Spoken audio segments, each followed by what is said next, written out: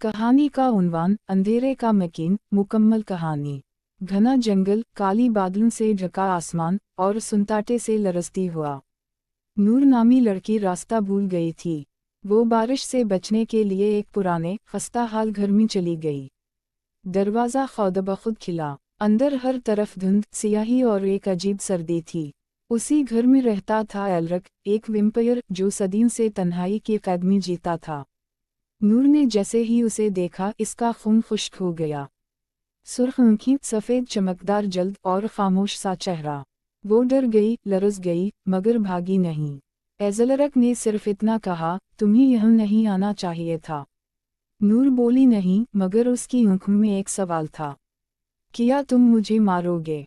Vampire खामोश रहा, फिर आहिस्ता से बोला, काश मैं मार सकता, मगर अब थक चुका हूँ। मैं खून नहीं, रोशनी चाहता हूँ। नूर ने अपने अंदर हिम्मत जमा की और उसकी तरफ बढ़कर कहा, मैं रोशनी नहीं, लेकिन एक साथ शायद अंधेरे को कम कर सकती हूँ।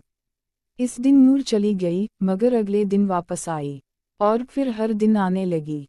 वो एल्रिक के साथ बैठती, कहानियाँ सुनाती, हंसती, और वो जो सदियों से खाली हो चुका था आहिस्ता आहिस्ता जिंदा महसूस करने लगा। मगर फिर एक रात वेम्पायर के अंदर का जानवर जाग उठा। चंद पूरा था और वो नूर की खुशबू से बेचैन हो गया। चली जाओ नूर, मैं तुम्हें नुकसान पहुंचा दूंगा। नूर ने खामोशी से उसका हाथ थाम लिया। मोहब्बत अगर खालिस हो तो खौफ से ज़्यादा ताकतवर होती है। एल्रिक ने खुद को रोक लिया। इसने अपना वादा निभाया। इस रात के बाद वो कभी प्यासा नहीं हुआ। उसके अंदर की इंसानियत जाग गई थी, सिर्फ नूर की वजह से।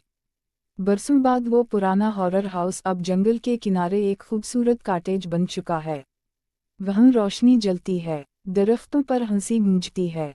नूर और एल्रिक अब अकेले नहीं।